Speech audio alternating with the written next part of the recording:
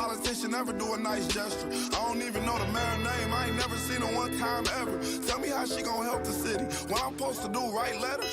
What I'm supposed to do, blame Trump? He ain't never really gave a ain't nobody raised minimum wage. None of these jobs pay enough. I think they just wanna keep us broke, cause they ain't putting nothing in place for us. This how all my people feel, but we gotta learn. We complained enough, let me change it up. Everything I just said, everybody I know think the same way. See, they don't wanna see us vote, and we never do, so we see the same thing. But all our votes really do count, and they'll never really let it show. So now I'm finna break it down, cause if I don't, you would probably never know.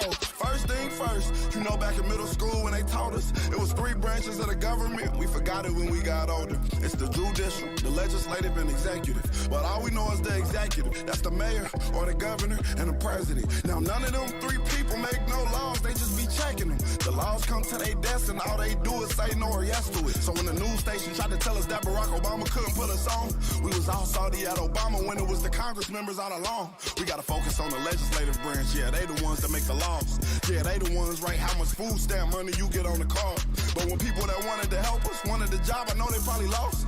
Cause we ain't even know their name, we ain't know their face, we ain't know it all. So the Congress or the State House, that's legislative, they make laws. So what we want from the president is what they do, okay y'all? See, they election every 2 years, but we don't ever even go to those. The Congress, they can raise minimum wage, but we ain't even really know it though. So you know how back in 08, when we all voted for Obama, we was all supposed to go back in 2010 and vote for the Congress. Cause they the ones make child support laws, they the ones choose if your kids at school get to eat steak or corn dogs. The State House make the court costs. So if the country failed, then you can't say it's them, it's your fault. Cause y'all ain't know to vote for Congress members that was for y'all.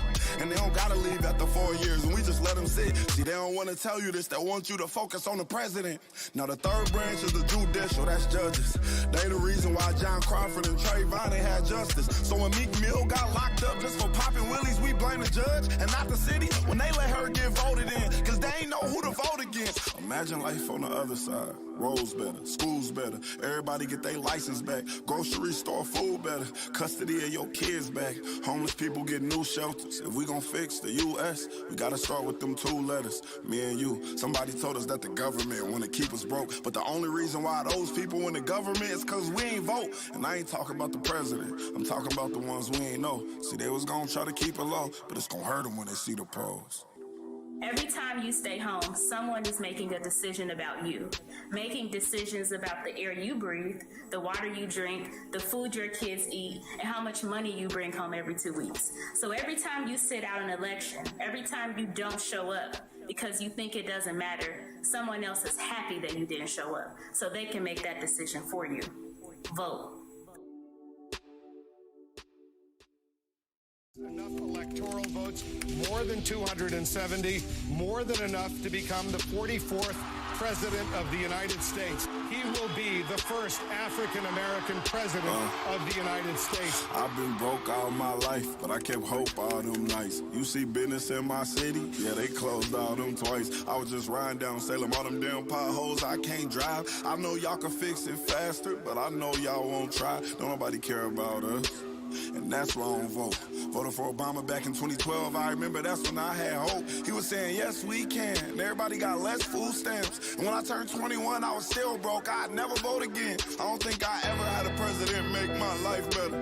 Did it all on my own. Ain't no politician ever do a nice gesture. I don't even know the mayor's name. I ain't never seen her one time ever. Tell me how she gonna help the city. What I'm supposed to do, write letters? What I'm supposed to do, blame Trump? He ain't never really gave a ain't nobody raised minimum wage. None of these jobs pay enough. I think they just wanna keep us broke, cause they ain't putting nothing in place for us. This how all my people feel, but we gotta learn. We complained enough, let me change it up. Everything I just said, everybody I know think the same way. See, they don't wanna see us vote, and we never do, so we see the same thing. But all our votes really do count, and they'll never really let it show. So now I'm finna break it down, cause if I don't, you would probably never know. First thing first, you know back in middle school when they taught us, it was 3 branches of the government. We forgot it when we got older. It's the judicial, the legislative, and executive. But all we know is the executive. That's the mayor, or the governor, and the president. Now none of them 3 people make no laws, they just be checking them. The laws come to their desk and all they do is say no or yes to it. So when the news station tried to tell us that Barack Obama couldn't put us on,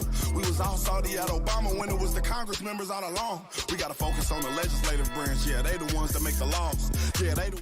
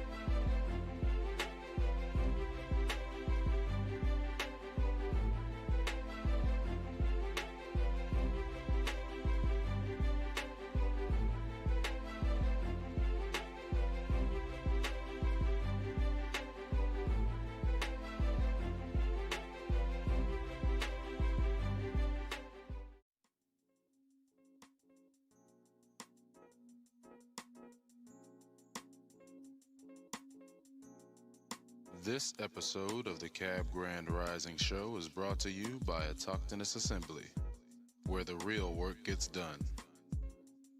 For the first-time visitors who may be wondering who Autochthonous Assembly is, Autochthonous Assembly, or A2 for short, is a gathering of minds that do the work. A2 is a non-profit organization dedicated to raising up Indigenous Americans' voices by using genealogy, also known as family history or family tree. Genealogy is the study of families and the tracing of their lineages in history.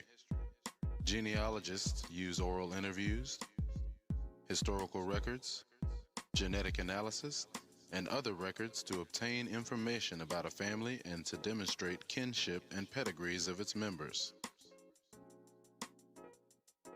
Autochthonous Assembly's core values are the foundation of its company, essential to its success, and serves as the lens through which it evaluates every business decision. The core values are integrity, know and do what is right, respect, treating others the way you want to be treated, responsibility, embrace opportunities to contribute, servant leadership, serve the common good.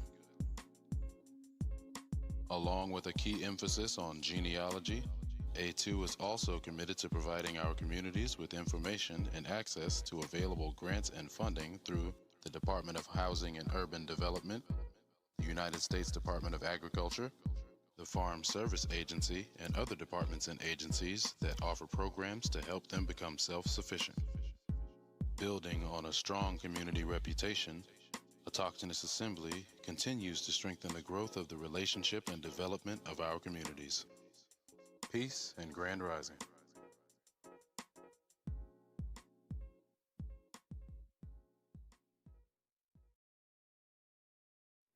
Warning, warning, warning. Hard hats, pickaxe, shovels, boots required.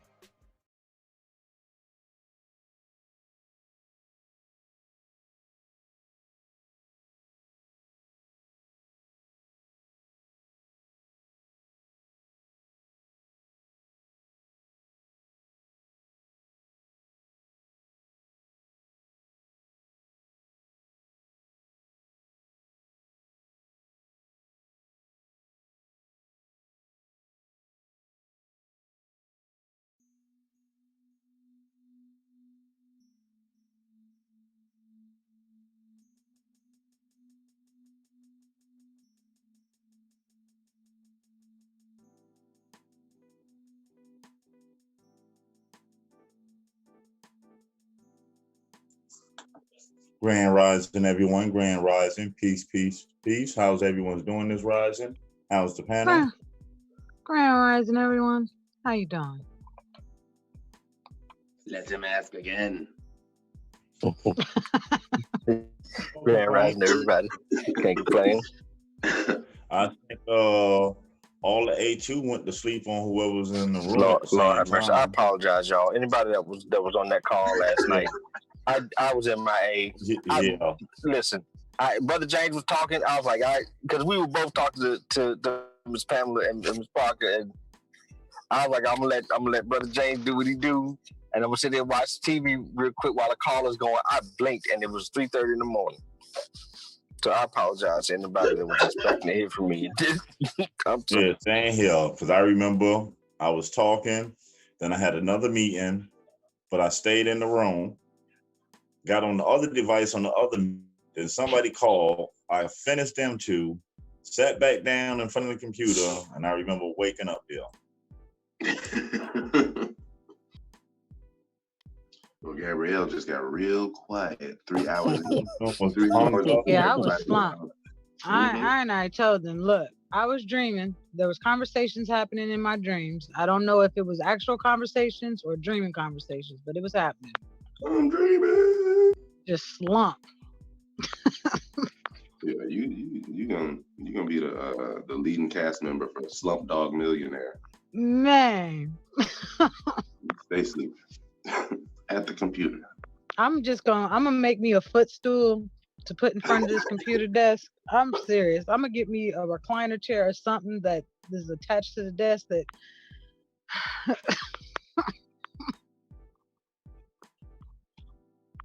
a little neck headrest.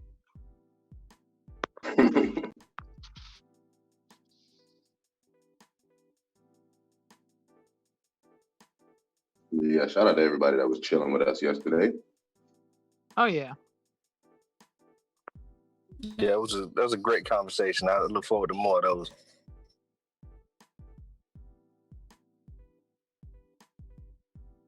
Questions, comments, concerns, and/or corrections, and/or extra conversations, hit us up at autonomousassembly@gmail.com or the Zoom link.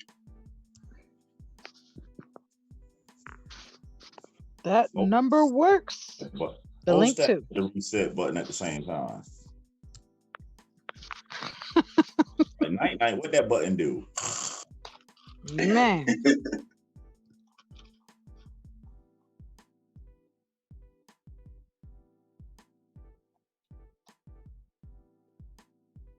Part of me still feeling in the conversation, like, okay, all right, I remember this part, that part. Mm-hmm.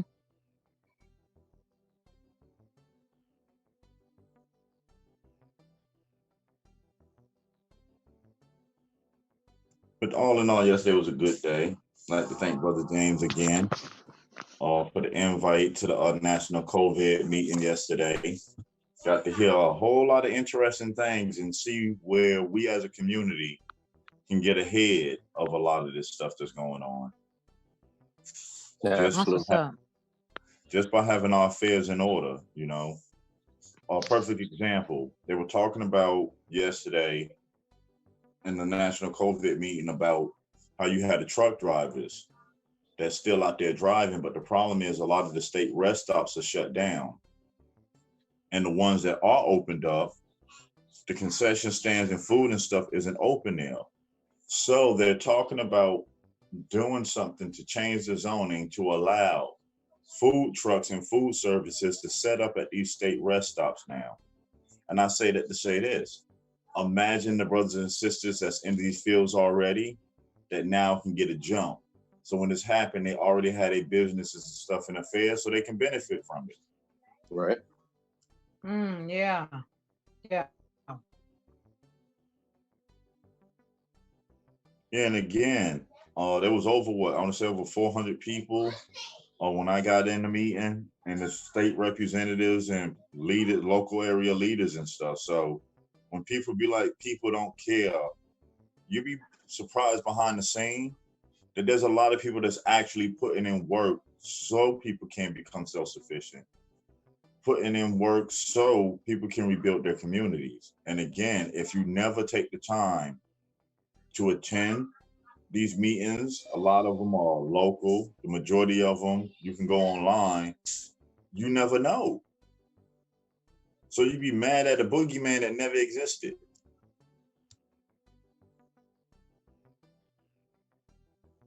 You get yours, man. You get yours, B. Who? Still trying to find B. All I know is he came after A.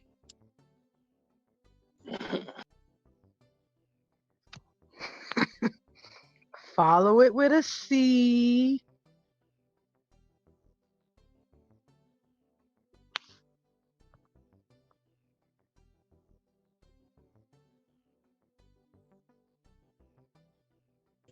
I mean, anything else interesting before we get into this rises information?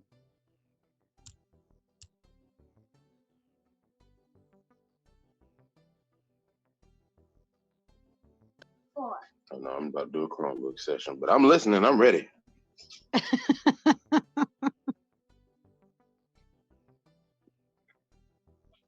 Yeah, I agree. If we get on, just like how you got on a call, I mean, it didn't take you going anywhere, just, getting on a call. That's right now, that's what needs to be done. Again, pulling up the websites, calling, finding out, getting notifications. Yeah, getting to know you.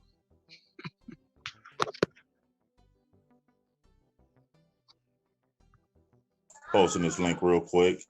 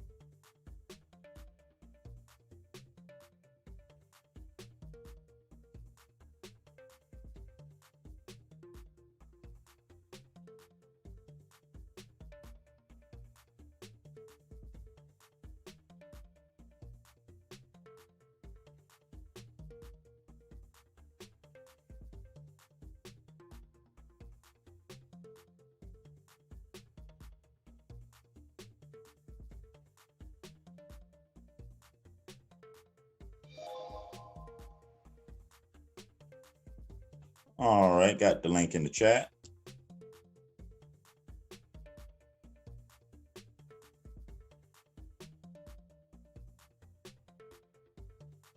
I missed that. What happened?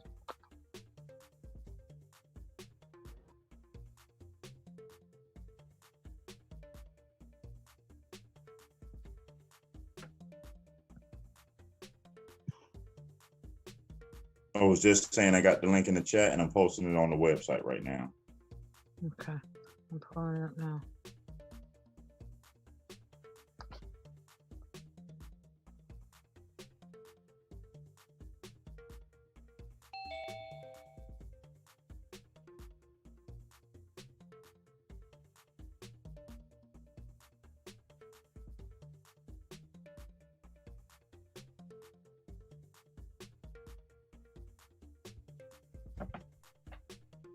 Mic check.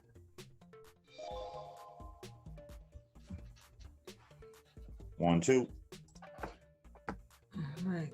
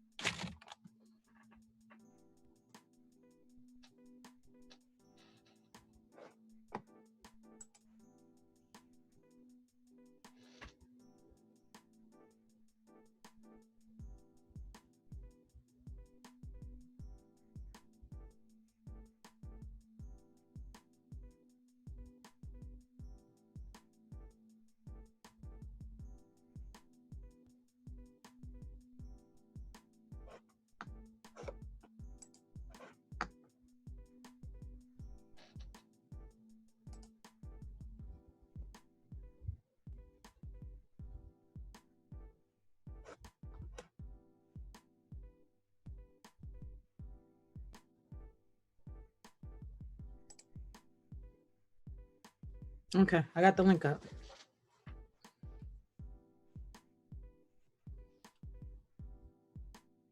I'm ready whenever you are. Pulling it up on screen. All right. Momsmakesense.com. 18 places giving out free land in 2020. Great for homesteading. This post may contain affiliate links, which means I may receive a small commission at no cost to you if you make a purchase. Did you know you can get free land? Sounds unbelievable, right? I mean, who in this day and age would give out free plots of land? Well, the answer to that question can be traced back to 1862. Are you familiar with the Homestead Act of 1862? If you recall your American history, the Homestead Act was a law that gives free land to anyone who's willing to move west and till the land for 5 years. This law was in effect for over 100 years. The last claim was approved in 1988. Today, you can still take advantage of free land. However, please note that the land is subject to different requirements before it can be given out for free. But that's free land for you. So it pays to study and learn about the details. Put in some time to research to see what you need to do to get free land. Wondering how to get free land? Let's get started, beginning with the law that governs homesteading land for free. Oh, yeah. On May 20th, 1862, the Homestead Act became effective into law. This facilitated the settlement in the western region of the United States, allowing Americans to put up claims for up to 160 acres of free land. As a result, the law paved the way for small-time farmers to enjoy grants of free land. When the Civil War ended, there were around 15,000 homestead claims, and more followed thereafter. Eventually, the then U.S. government approved over 1.6 million claims, comprising about 420,000 square miles, or 10% of all government-held property. During its entire hold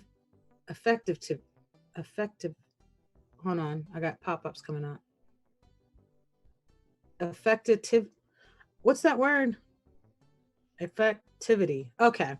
During its entire effectivity, there were more than 20 million acres of land granted to recipients under the Homestead Act. The last approved claim was in 1988 for 80 acres of land situated in southeastern Alaska. The spirit of granting homesteading land lives on.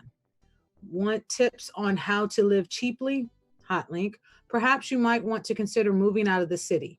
There are many small towns in the rural countryside that still give out free or nearly free lands. However, if you're interested, you may still need to conduct your own due diligence. A lot of land is good locations have been scooped up. So while there is no shortage, you might want to keep your eyes open for bogus land transactions. Related, our favorite ways to get free. Oh, okay. Cheap or free government land. Here are the places you should start looking. 1, Lincoln, Kansas. This picture square town is located in central Kansas and is about an hour away from Wichita, with a population of 3,500. Lincoln features rolling hills and a quaint little downtown. For over a decade, the local government is trying to entice more people to live in the town, offering lower property tax. Wondering what to expect in Lincoln? You can look forward to peaceful suburban lots in this charming town. Plus, the offered lots are near the town's baseball field. There's also a golf course and a couple of major shopping centers nearby. The utilities are already set in place. The streets, gutters, and curbs are also completed. All that is left for you is build your own home. To learn more about this program, check out the town's website. Hot link. Hold up. Not only did they talk about it, there's a list of the towns and the states with hot links directly to the program to get involved with this. Wheels in my head have been turning.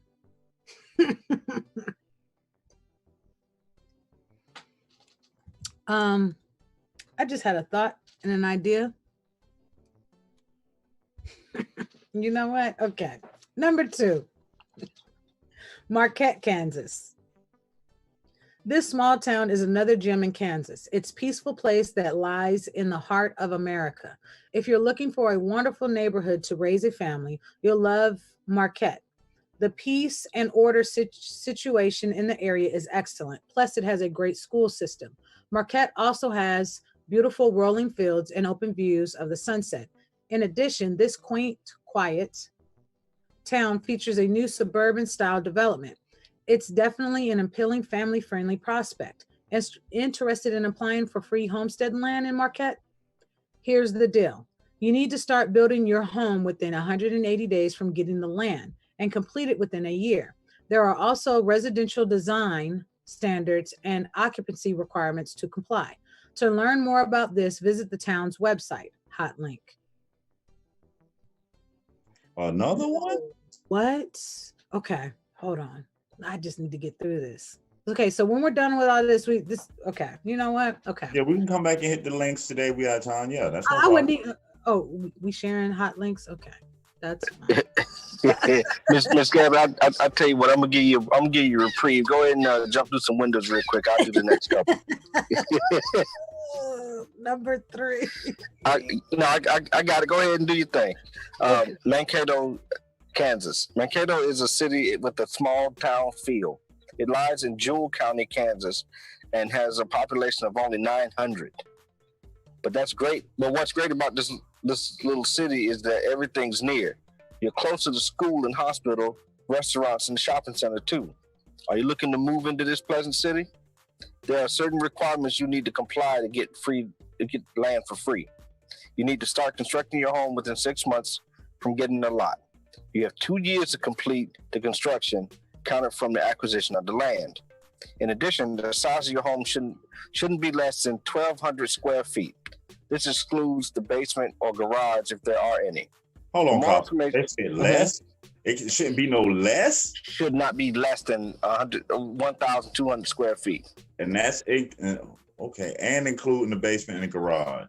Because you figure if you get that parcel of land, no many homes are necessary. You just build a proper house that's got plenty of space in it, and you're good to go. Just make sure you do it within 2 years. That's an even better deal. Gabrielle, get off of 95. Stop it. Turn the car around. Right. You said jump through windows. You say pack up and go now. Yo, okay. This is fantastic. For more information about Mankato's free government land for homesteading, check out the city's website, which is another link. Number 4, Osborne, Kansas. Do you know Osborne offers free land for both residential and commercial uses? Okay, so pay attention, all of you talking about getting businesses and doing business with land. There you go. Kansas City, here I come.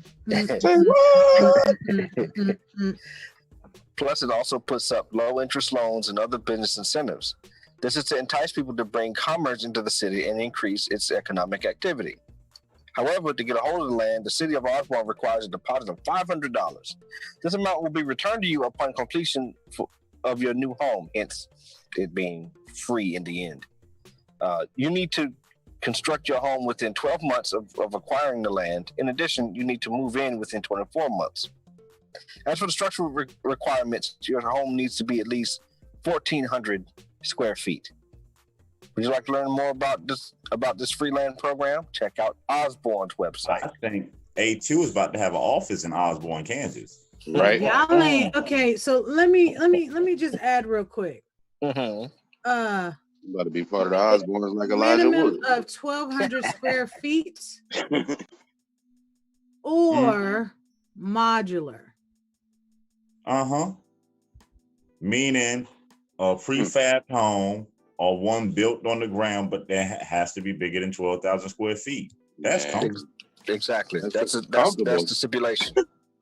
That's 12 houses in some people's case. I mean, That's really, modulate. E40 told me that. Modulate. You can do 2.5 to 3 baths and get away with that. So not only can you get land without having to pay a whole bunch of money for it, but if you put the work in, against sweat equity, you put the work in to get this structure built, as long as it's over a certain size, which is in your interest because you're occupying the space and moving in it, the land, the deposit you put in for it is yours. The city deeds after your application is made. Look at it this way. And now let's look at the unseen benefit. Let's just say hypothetically, a large, group of people started doing this and started moving to these areas, building up the communities and the cities there. When they do the annual census, 5-year census, and 10-year census, wouldn't the population change, deeming that new population needs representation? Mm-hmm. Yep. Do y'all see how this works now? How this process works of people moving to an area, the population growing to a certain size, and that census data captures it. Now, not only state, but federal funds are allowed to be allocated for certain things based on that population's movement and growth.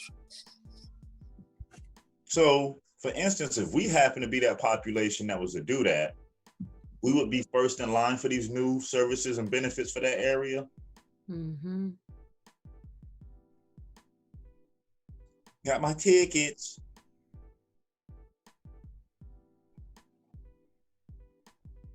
Exactly.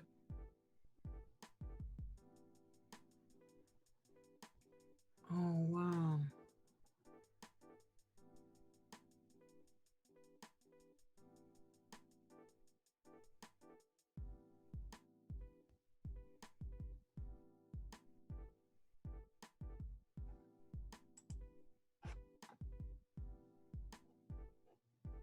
We're on 5 now. This is my turn.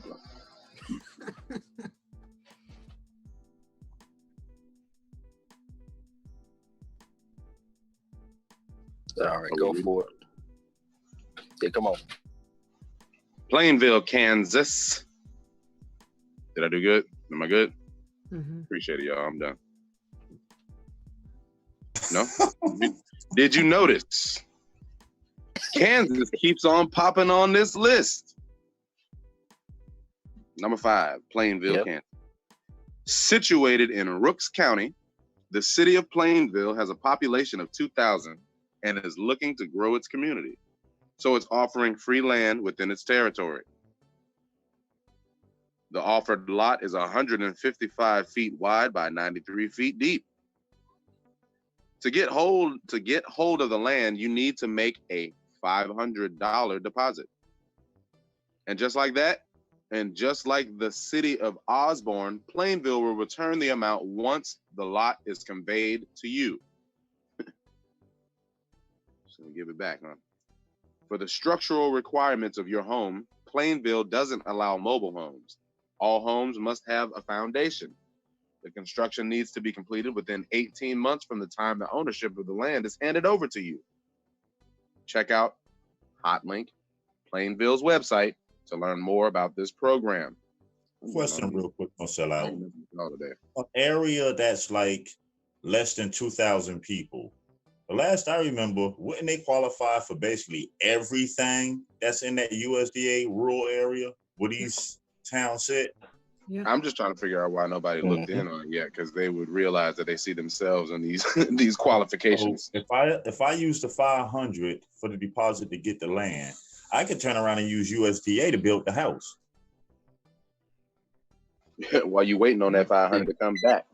Exactly.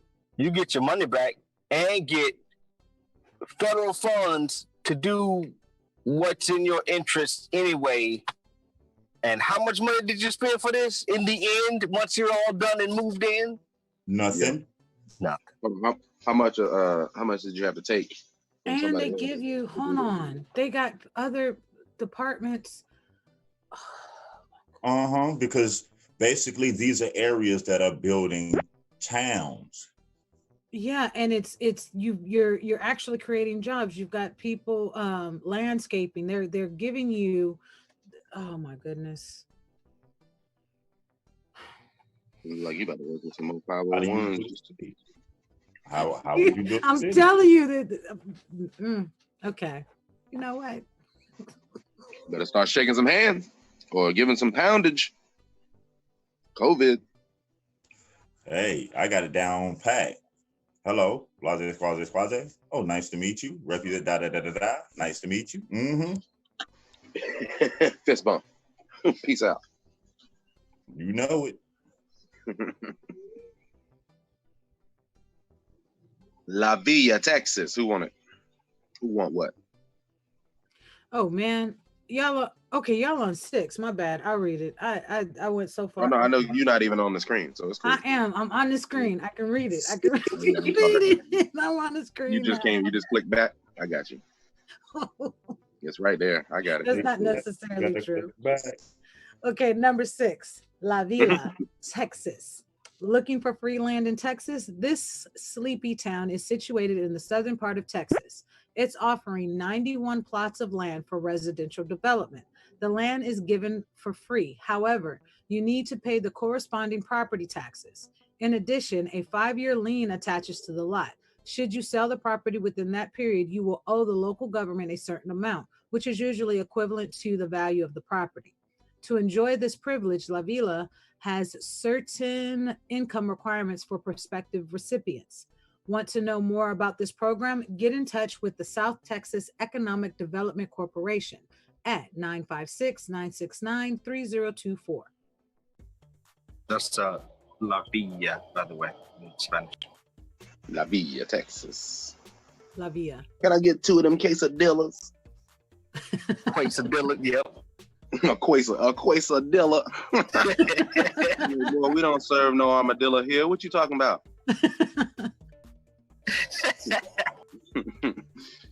Boy, I said a queso.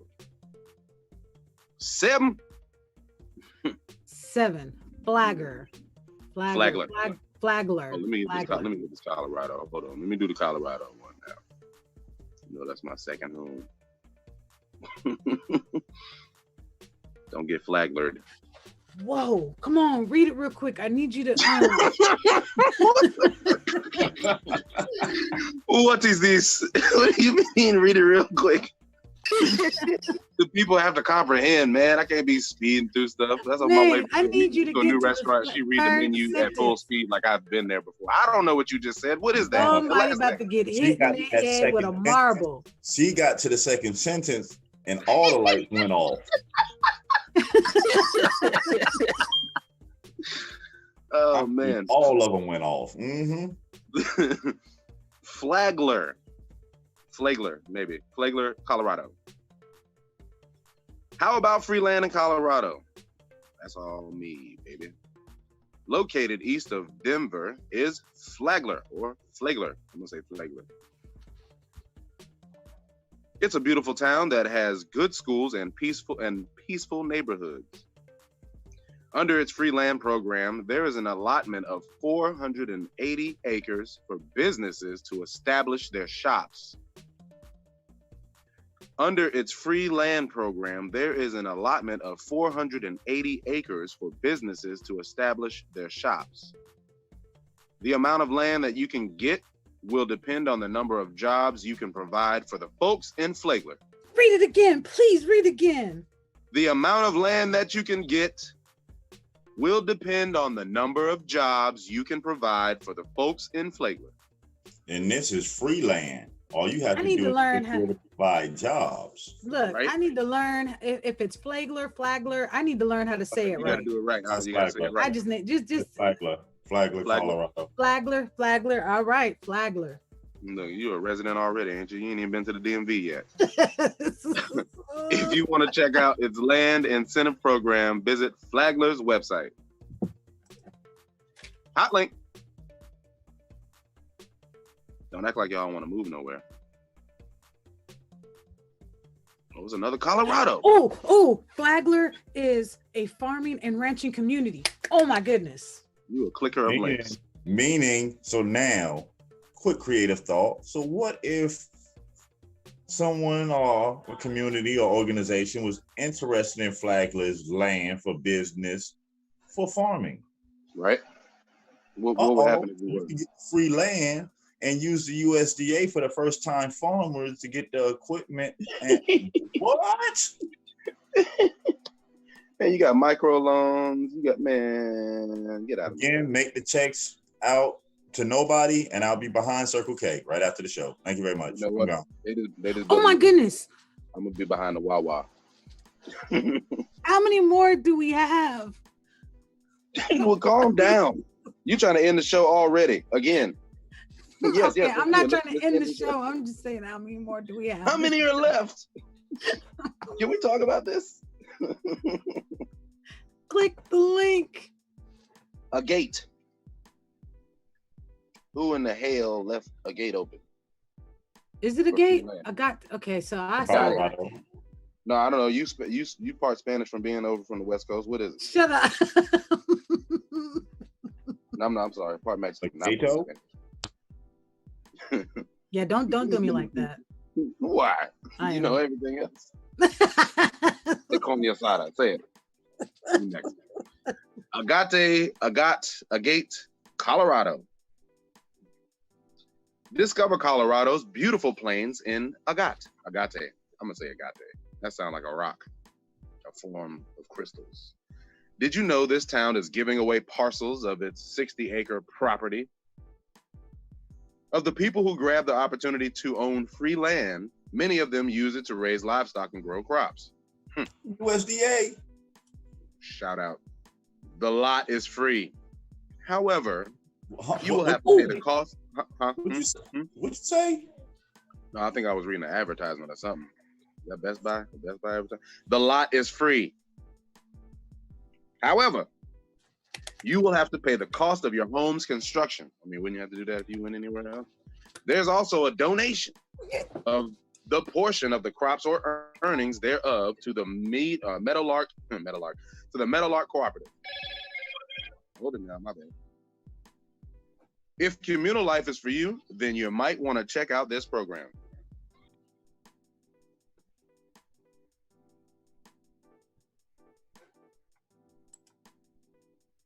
Free farming?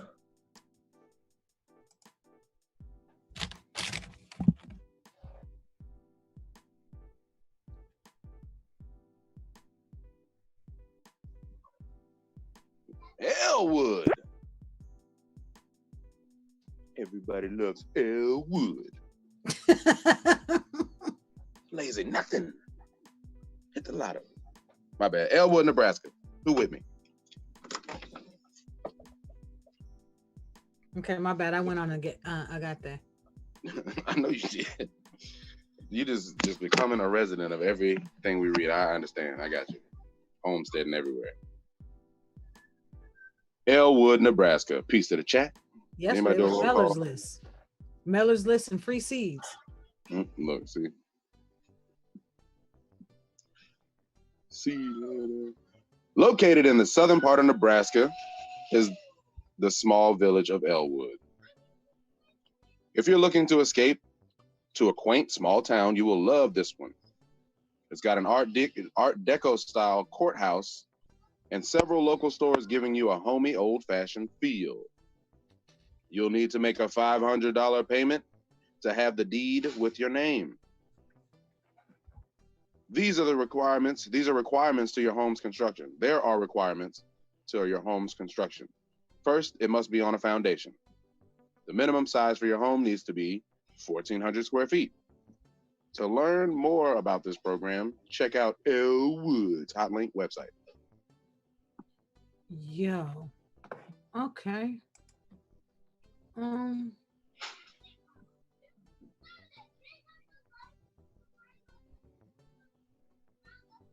bad, I'm trying to get to the chat. I can't see nothing.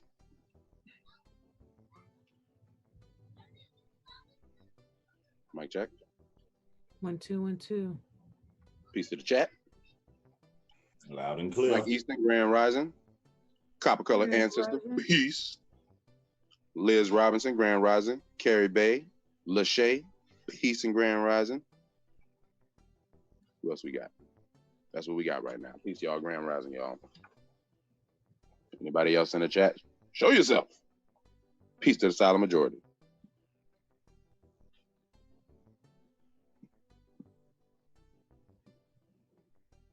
Where we at? Number 10, Nebraska. Loop City, or is it Loup? I like Loop. Look like soup. Loop City, Nebraska, while Gabrielle's still hot linking. So quick. The population, huh? I was about to say quick. Okay, Quick, fast so question. Agate it used to be named Gebhard. In 1876, changed its name to Agate or Agate in 1882. It is a semi-ghost town.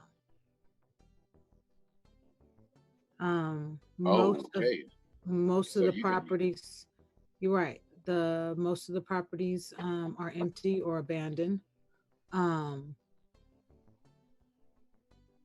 Homes also. So you might be the influencer in that time. Man. Is it my town? Yeah, it is. Give me your Friday.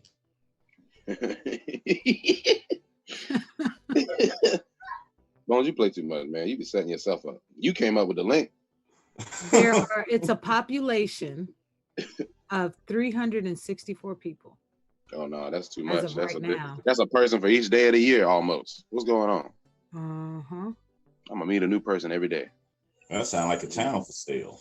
And then it's right? Yeah. And then you throw some 501c on top of this and get you some infrastructure. You better know it. The wheel's already turning. Well, I do like road trips, so I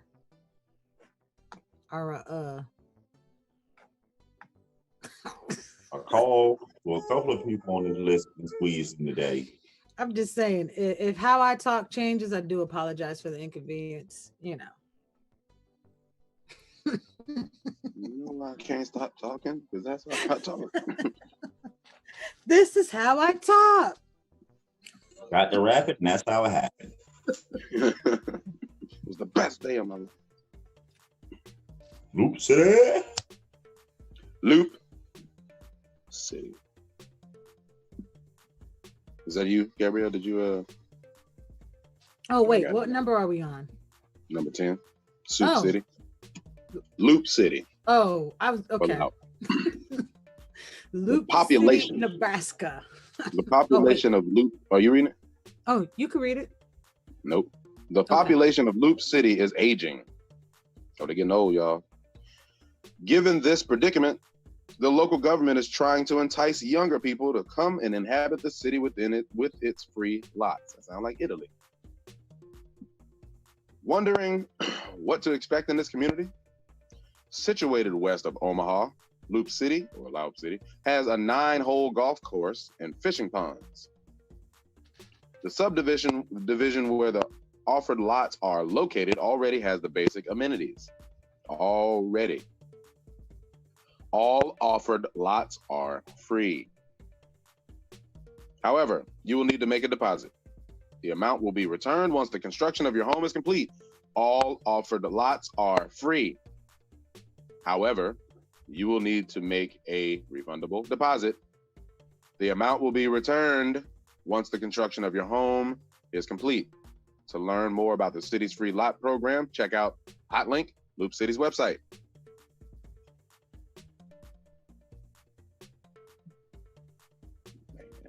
Man.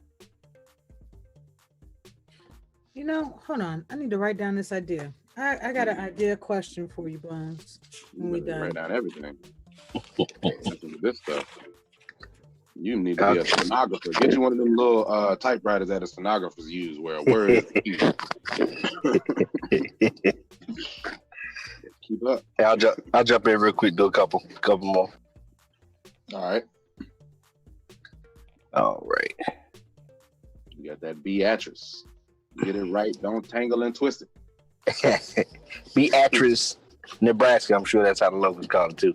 Did you know the city of Beatrice had its own version of there's no offense to people in Nebraska. I was just making a joke. Its own version of the of 1862. Aptly called the Homestead Act of 2010, this law is a replacement of the inoperative homesteading land legislation. To reference what Ms. Gabby was saying before, this is one of the communities that was like, no, we got to do this. We got to keep this going. So they went ahead and did a new version in 2010. Pursuant to Beatrice's law, you can obtain free land as long as you build your home on the real property following certain conditions. Beatrice is a beautiful city. Thanks to the facelift it received, the city is now well illuminated with ample street lights. New benches were also put in place in the park, and the flower gardens, they look gorgeous. Just 40 miles south of Lincoln, Nebraska, this quiet little city has a population of 12,000. Check out Beatrice's website to learn more about this program. Links provided. And the next one is Curtis, Nebraska. The neighboring town of Curtis also offers plenty of available lots. All utilities and amenities have been set in place, including paved roads for all lots. Interesting. They are all different lot sizes available, so you might want to check on that. To learn more about this, check out the town's website. Another link provided. And it has even more homesteading land for free. How many more do we have? It's a good little list here. Let's see here. The next one is number 13, New Richland, Minnesota. There are plenty of fun activities to do in the small town of New Richland, Minnesota. It has a sprawling golf course, a bike trail, and a large lake. And of course, it has a wonderful high school football program. So if you're the outdoorsy type, you'll love this place.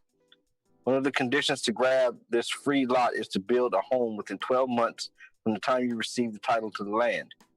Despite being a rural farming town, New Richland offers free lots in the brand new, pristine suburb. You can apply for your free real property on New Richland's website.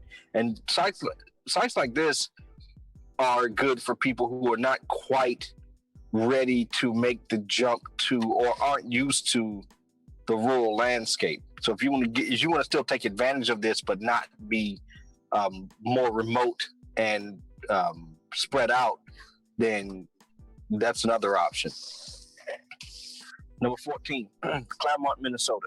If you qualify under this gross income requirement, you may apply for a claim of free lots in Claremont.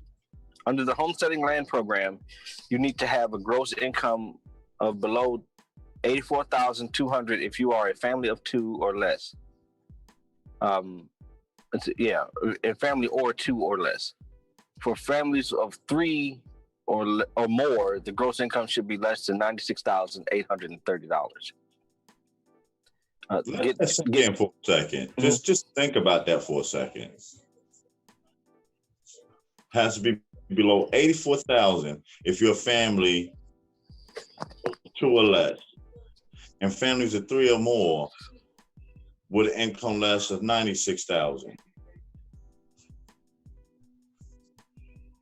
When I look at them rural numbers, that's a whole lot of people that qualify. That's most people. Mm-hmm.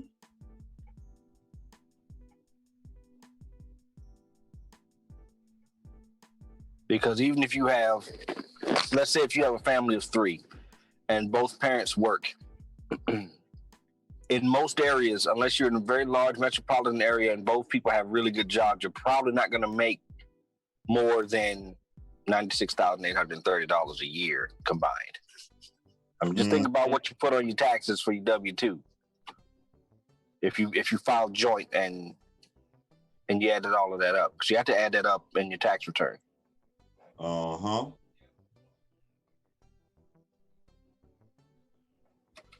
So, yeah, this is most people.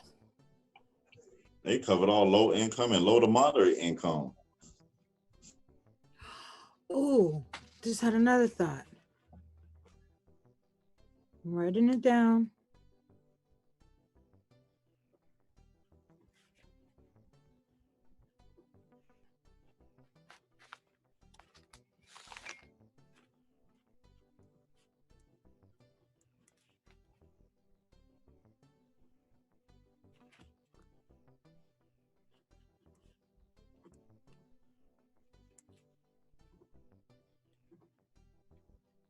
we at? 15? Ooh, wait. All right. Yep. What you say, Ms. Gabby? Nothing. We only got 3 more. Okay. 1 or 3 more. Yeah, I'll keep going here. Let's see here. I can read 15 if you need me to. All right, if you like. Marnie, Iowa. Due to a massive decline in number of family-owned farms in southwestern region of Ohio, the little town of Marnie suffered a dramatic reduction in its population. Hoping to snag more residents back into its fold, this town is giving away beautiful lots filled with shade trees and green grass. If you're interested in applying for a claim of homesteading land for free, you can check out Marnie's website. Click the link.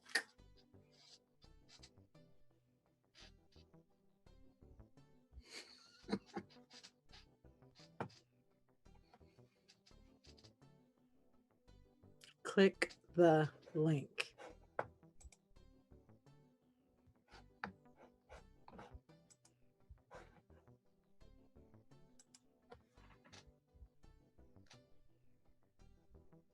You know, it's real interesting that all these areas and links are connected to farming areas. So it's a real wonder, or maybe not a wonder. It's interesting to see how important and how much farming and agriculture is needed.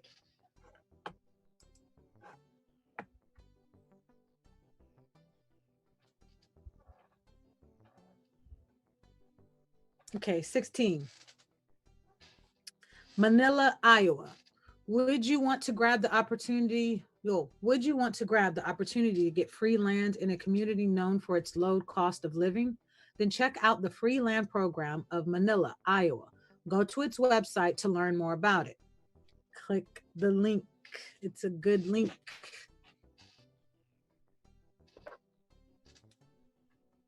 Number 17. Camden, Maine. Are you dreaming of living along the New England waterfront? This little town in Maine can make your dream come true. Did you know that Camden is offering free lots to people who are looking to open a business in the area?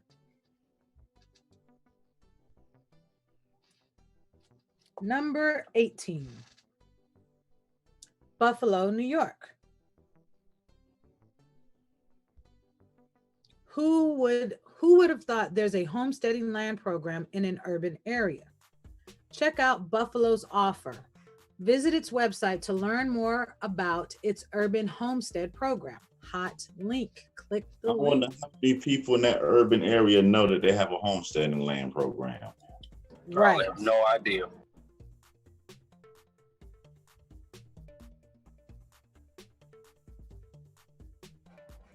And that there is 18.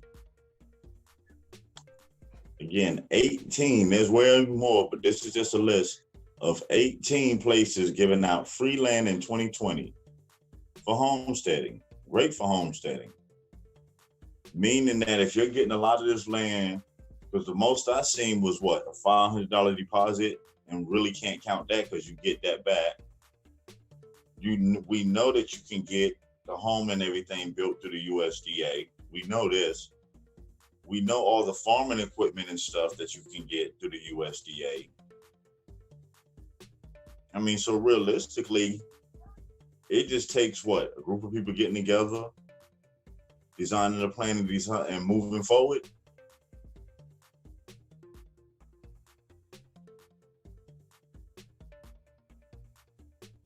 Yep.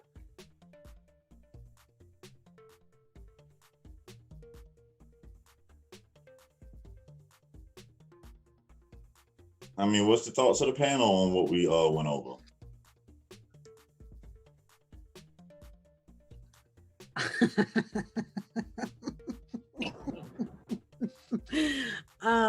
I'm thinking you can't unhear this. You can't unknow this. You can't unsee this. And if sparks aren't flying, if wheels aren't turning, I don't know. Maybe you're a vegetable in the garden. I don't know. I don't know. This is opportunities, opportunities, opportunities, opportunities. Yeah, this absolutely is an opportunity. I'm sorry, I didn't mean to cut you off, Skip. Oh no, you're fine.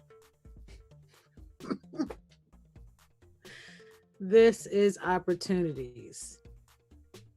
And for me, agribusiness, agriculture, I'm all for it. Farming, gardening, playing in the dirt, singing in the rain, just singing in the rain. This is, man, another hot link. Shout out to you, Bones, for real. This is awesome. This is really, really awesome.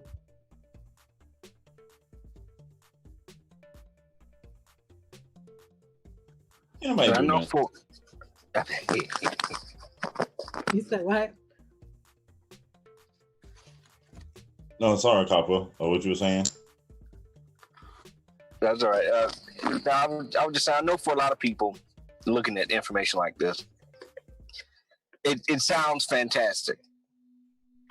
But I know that for some in practice, this is kind of a daunting thing because it's like, well, I got kids, I got responsibilities, I got family, I got stuff that's here wherever you are, right?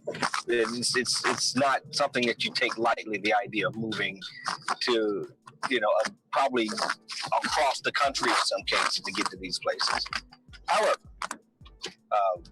as stated before, there are a whole lot of ways you can approach this. Again, your limit really is your creativity, because even if you don't assume this land as an individual, you can assume this land as a nonprofit and make other kinds of moves. You don't have to look at it necessarily in one specific way. Get out of my head. And this isn't something that you would be in all of these cases. If you look at what the demands are for giving you the land, this isn't something that you would just pick up and move into anyway. They give you up to 2 years in some cases with these deals to not only take ownership of the land, but also to build the structure you're going to build on it and move in. And you don't have to live there all the time, because how many people that have a lot of money have multiple houses and only spend maybe about 2 weeks or so a year in half of those houses? You don't necessarily have to be there all the time, but as long as that house is built and as long as you've moved your stuff in, you've moved some stuff in there, you've met the rubric of that deal. You get to keep the land, and for free. And like Bones said earlier, a lot of this qualifies for USDA loans that are forgivable. So you could theoretically do a lot of this for free at no cost to you in the end of it. It's an investment. It's something that's going to take a while. It's something that's going to take some work because you have to build the structure. But it may be worthwhile in the end, just for anybody that was kind of on the fence about this, and you're worried about actually making the move or uprooting or whatever have you.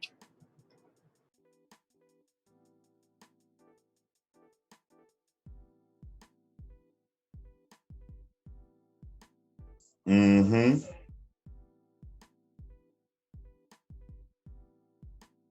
And even look on the business side. A lot of this free land is also being given away to businesses to come and bring their business. But you have one of them where everything is completely free, and the amount of land you get is based on how many jobs you can provide for that community. Here's a thought. Here's an idea. Mm-hmm. Where I'm at now. I set up shop here, right? I go somewhere else. I set up shop there. And I'm wanting to deal with one area. I go set up somewhere else, and they're wanting to create jobs. I'm already set up here, and I know there's a food desert issue here. So I use one to provide jobs, and I use the other to provide for the issue that needs to be dealt with in food deserts. Link it together. All right, let's take the one to where it's based off how many jobs you can provide. again, being creative, I would go for a farm there, because now a farm, you can employ more people of the town. By employing more people of the town, it's allowing you to produce more for the farm. Therefore, you can cover more areas that are considered food deserts by transporting crops to these areas to set up smaller farms. I'm sorry, go ahead. Therefore, creating more jobs for the areas that's considered food deserts. You're bringing farms to those areas and also creating jobs. Yeah, and some of the things that I saw looking on these websites is they're close to train stations. Even look at it this way. Again, what if you did this as a group of individuals? Yep. That you had a business plan, let's say to get farming, and some businesses that work hand in hand with farming in this town.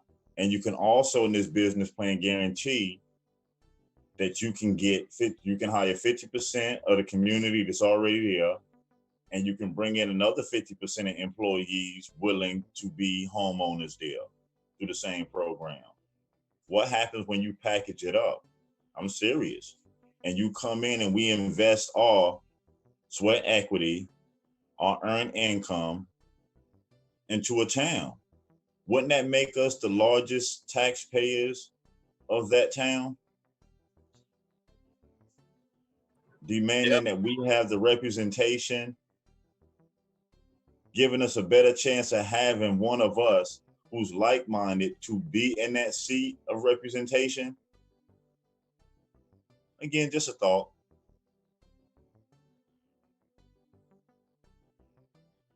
Find me behind Circle K. Thank you.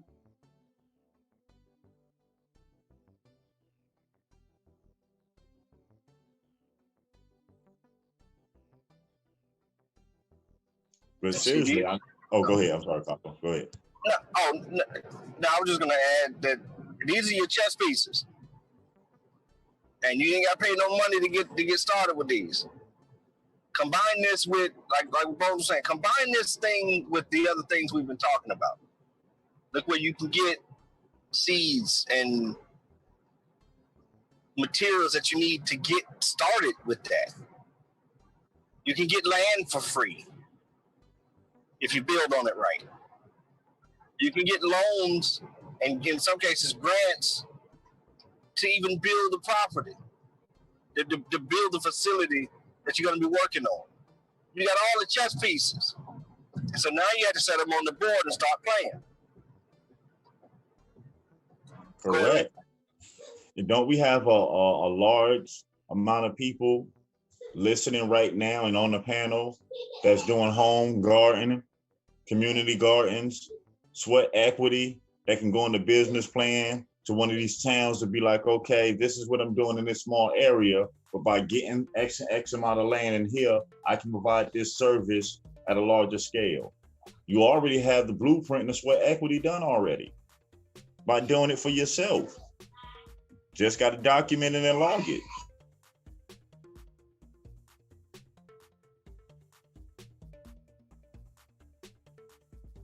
That's right.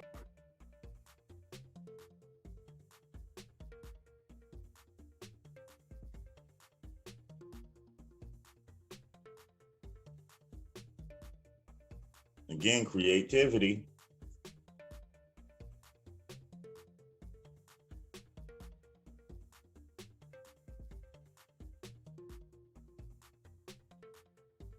So what's the problem again? Anybody? Anyone?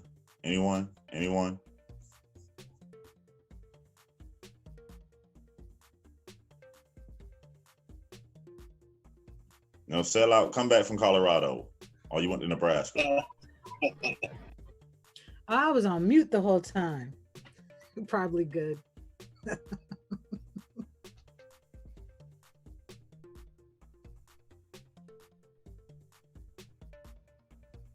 Again, just the possibilities off of what we read off of these 18. and the ones that's telling you that the house got to be a minimum 1,400 square feet. So how much land you think they giving you if they telling you the house has to be a minimum of 1,400 square feet?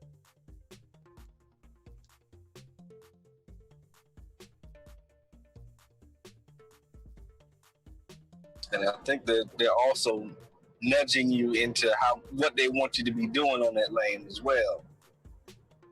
I mean, it's a rural area, a rural farming area.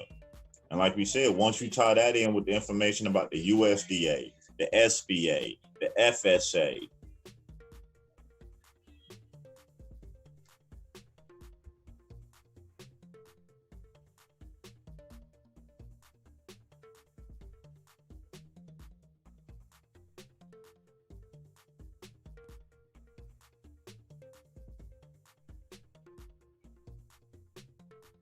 you were saying something a minute ago, Gabrielle? Wait, you heard what I said? No, you said you was talking on mute.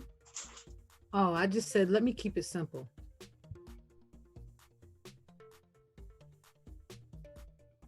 This is like,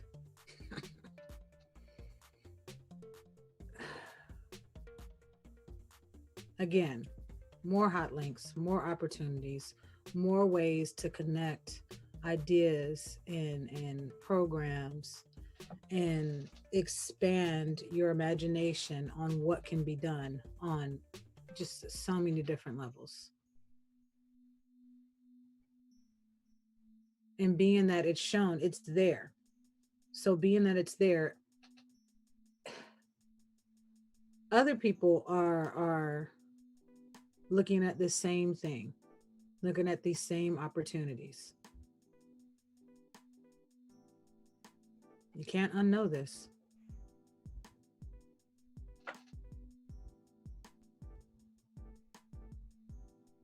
What they say, agribusiness. Yep.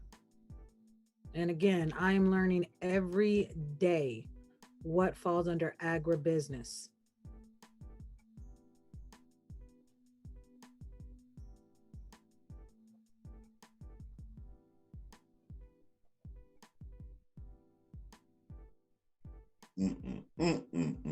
There was this quote. Huh? You said what?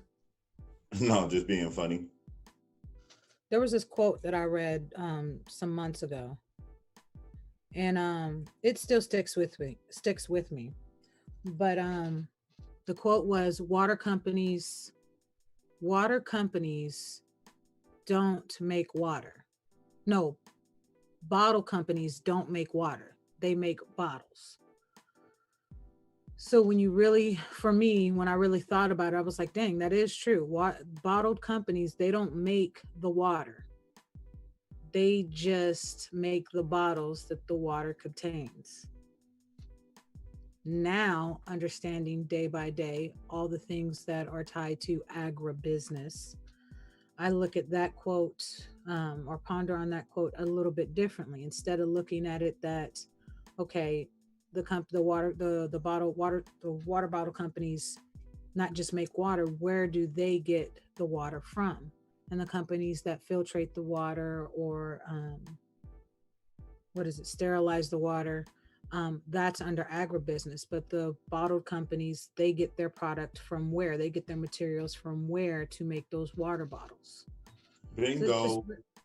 So it's really just expanding on really, really taking a bigger look or a different look, new eyes, new perspective on what falls under agribusiness. You know, you can cut the trees down.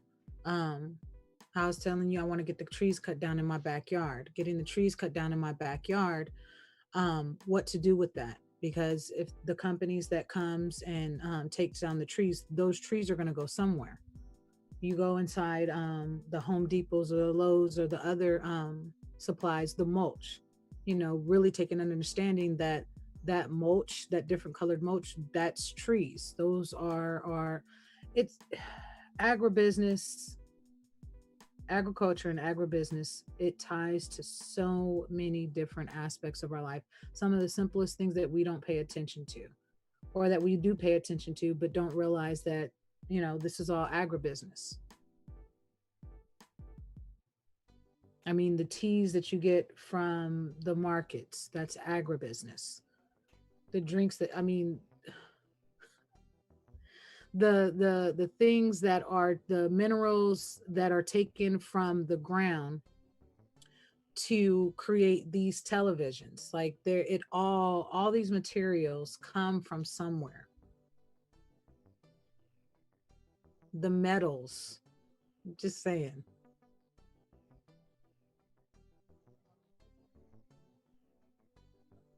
Mm-hmm.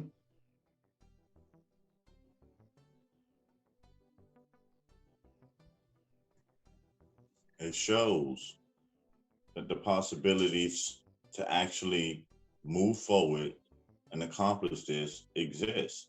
Yeah. And the It only was, thing it is us. yeah. Go ahead. No, I was just saying, when I was telling you how I talk with the city manager and planning and zoning and whatnot, I realized last night, and it just hit me when I was talking with city manager and planning and zoning and all them, and they talked about, yeah, it's agribusiness, but what you're talking about as far as dealing with the city, it's retail. And I really had to rethink retail, because in my mind, what I understood to be retail before, okay, you're a store, you sell stuff, that's retail. But agriculture, when you're selling things, because clothing, all those materials, they come from somewhere. Those are materials that are blended and woven and whatnot. But it's agribusiness, but then it falls under agribusiness, but it gets called retail once it's for sale. So you don't think, okay, you just think retail for sale, but retail is under agribusiness.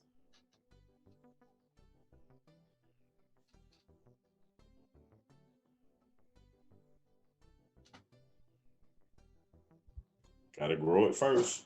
Yeah.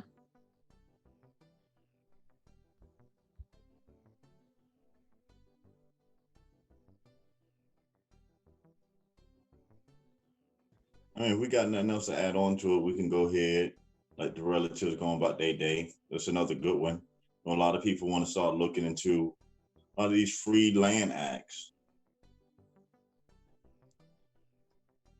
Hmm.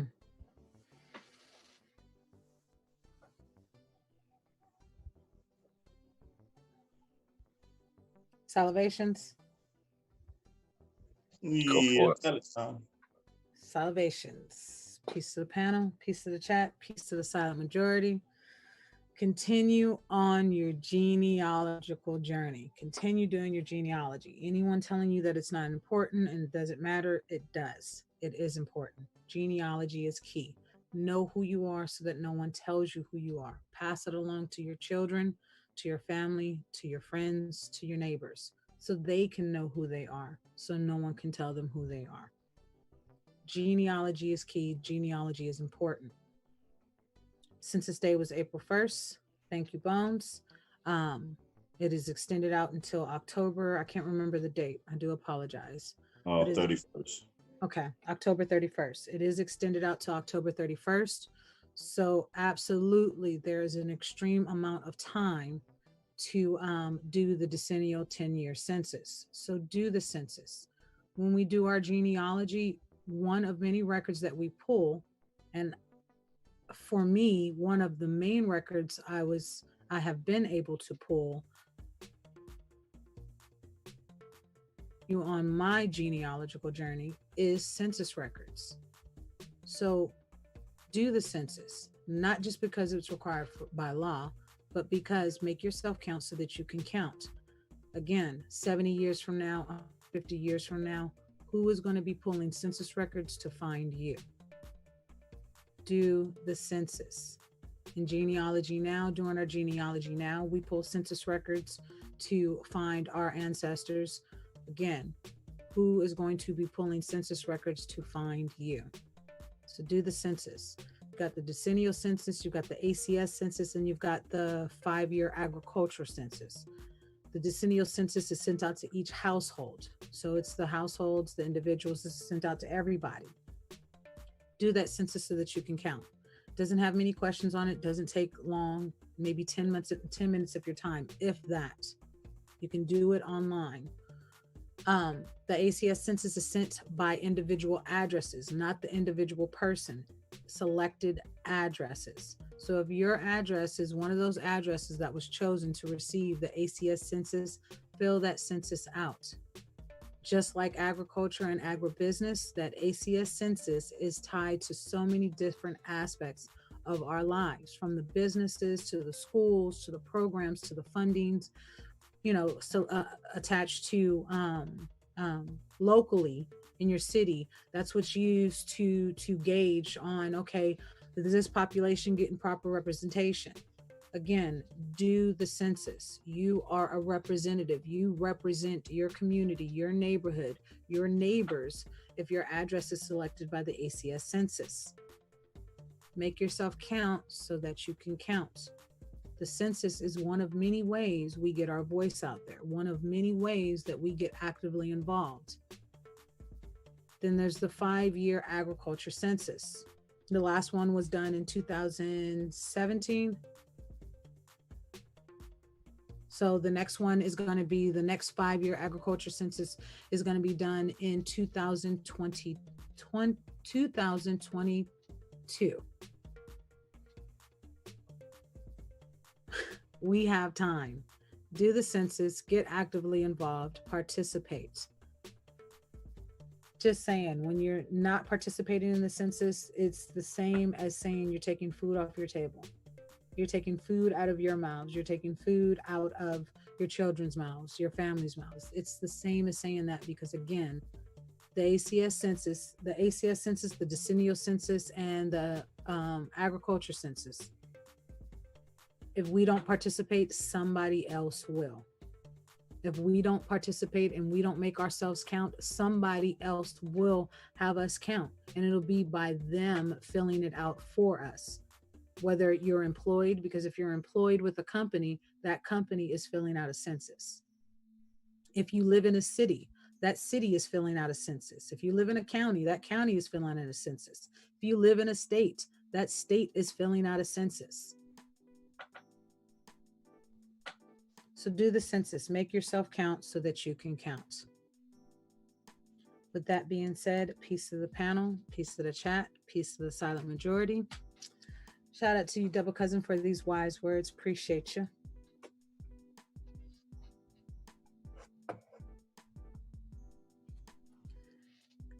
If your actions inspire others to dream more, learn more, do more, and become more, you are a leader.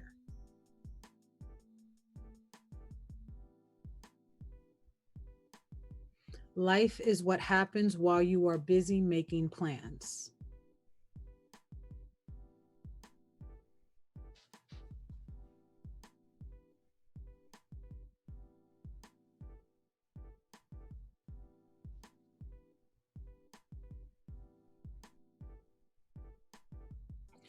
Leadership is diving for loose balls, getting the crowd involved, getting other players involved. It's being able to make it as well as dish it out. The only way you're going to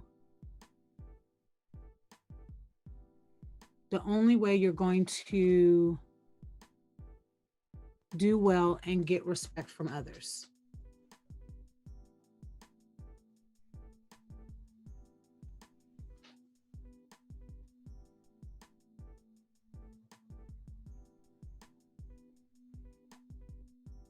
And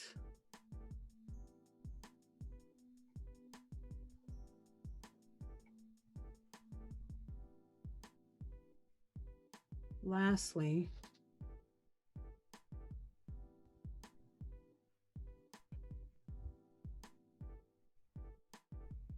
mistakes are proof that you are trying.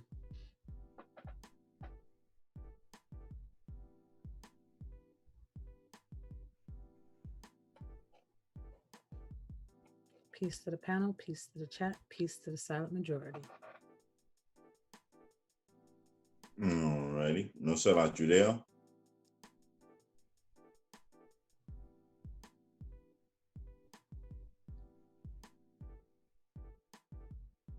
Okay, my bad. One more real quick.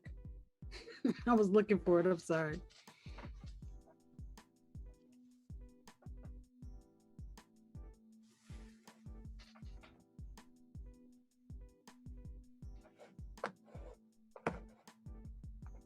All yours. Oh, success isn't just about what you accomplish in life. It's about what you inspire others to do. That's it.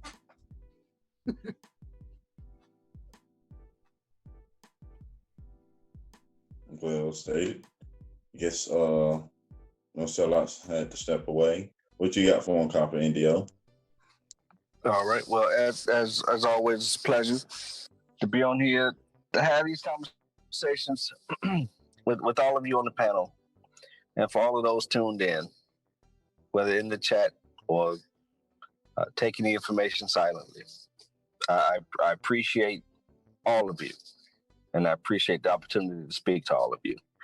To add on a little bit onto what Ms. Gabby was talking about, the conversation we had last night was great, and as we were looking at genealogy, names came up, and I think I was able to find, just kind of out of curiosity, I was able to find a few surnames that we talked about last night in a few of the Indian censuses that were in the same area, Virginia, Sussex, and Southampton County that we were talking about last night. So, Ms. Pamela, at some point we might have to do some more talking, because I think I may have found a couple more things, but these records are in census data, and on one hand we call ourselves Indians, and on another, a lot of us don't take genealogy very seriously, or just assume we don't need it. And if you don't need it for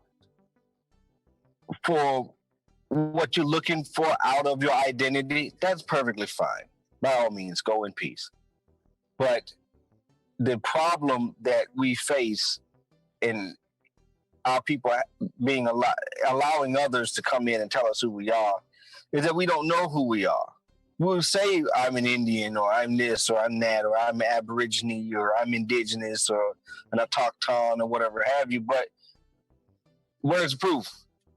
And so when you try to move on any of this, making yourself a stateless citizen is not proving any of this, any indigeneity, any claim to land that existed here before the colonies did.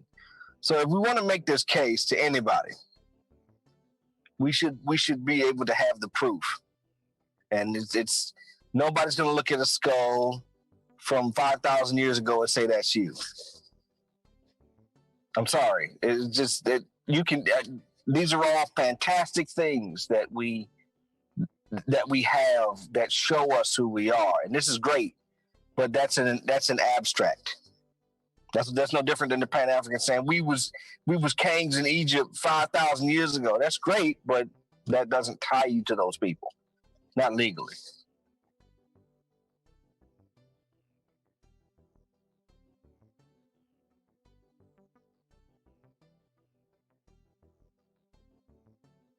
So true. Mic check. 1 2 1 2. Yeah, I don't know if Copper was finished or if he just cut out.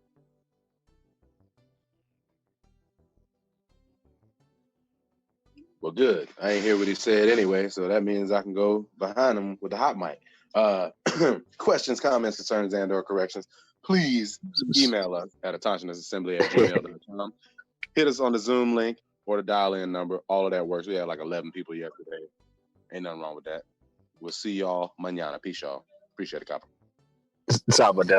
I looked like my signal cut out, but yeah, I'll cut what I was saying short. I'm sure y'all probably didn't hear half of that, but that, as well as what I was saying earlier about having the tools. You've got all the tools to build your house, so let's get to work. Seriously, let's get to work. I mean, we talk a lot about what we need to make our communities better. Part of it is establishing ourselves and letting the government know who we are through the census and all of that part. The other part that I was trying to mention was what we have now. The ability to go and do all of these things without having to have a whole lot of money.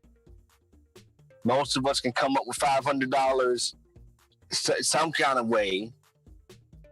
And I know everybody's in a different financial situation, but we've all had situations where we've had to cough up money to make things happen. And we don't even really have to do that for most of these opportunities. So that said, we can take what we've learned here to not only today, but in the past few weeks and months, and utilize all of that to build this house. So that we give our children somewhere to stay. We give our children an inheritance. Now, I don't just mean a physical house. I mean the house of our community, our home. Right. So with that, I'll yield the mic. Thank you all. All right. Thanks again, Gabrielle. No Sellout and Copper Indio, the Aftertat, and the Silent Majority. Because again, it takes all parties coming together to make this possible. And again, more proof and evidence that all it takes is us applying this information, the will to change, the will to want to see a difference and make a difference and be a part of a difference. That the energy it takes to yell and scream and go about it the wrong way costs way more than just applying ourselves. That's it. Taking the time out to apply ourselves to bring about the changes that we need for our community, to fix the problems of our daily struggles. That we don't have to sit here and wait for no one to do it. That we can take the opportunity, the access to these resources and do it for ourselves. And anyone who's saying, because you're getting access to grants and funds and using programs to better yourself, that's crazy. That doesn't make you a sellout. That doesn't make you an agent. That makes you a person with common sense that sees the opportunity and utilize it. Because look at it this way. You're not willing to learn a program for yourself. You're not willing to access a program for yourself. But in every aspect of your life, you're willing to learn someone else's program. Whether you go to someone else's job, someone else's institution, even down to playing sports, you're learning someone else's program. So one time in your life, you can't take the time out to do something that truly benefits you, that can truly change your family direction, that can truly give you the opportunity to start generational wealth, leaving a real inheritance. So when our children come of the age of adulthood, they're not running around trying to find out who they are. They're not trying to figure out how the world works. That we have done our part to make sure they are very well equipped with everything that they'll need to know to move forward. Because again, how can we sit here and say the younger generation is this and they're that? They're a reflection of us, of what we have done or haven't done. So if the children are running wild, then we need to tighten up. We need to give them things to reach for. New heights, new hopes. And my brother Copper Indio said it perfect. What's the sense in screaming Indian, Indian, Indian, Indian? You don't even really know what it is. You're not living it in your everyday life. you're not passing it on. An Indian does not mean finding your tribe. No, it's embracing the culture. That's what makes you the Indian. The culture. You can identify to be anything you want, but what is your culture? What was handed down to you? That's in you. That's a part of everything that came before. So again, we have an opportunity for real change. To no longer sit back, feel tired of being sick and tired, frustrated, looking for a way out when there's a real opportunity. So again, my brothers and sisters, continue on accessing these programs to bring about a better tomorrow. Keep working on genealogy so you may know who you are and where you come from. And if you want to tie back into a tribe, you just want to know your culture, or you don't want to do nothing with it whatsoever, that's your choice. We're not here to tell you who you are, what to do. Just presenting information. So if you choose to use it, you can be the best version of yourself as possible. So until we link up to the next live stream, remember we love you and peace. Peace, everybody.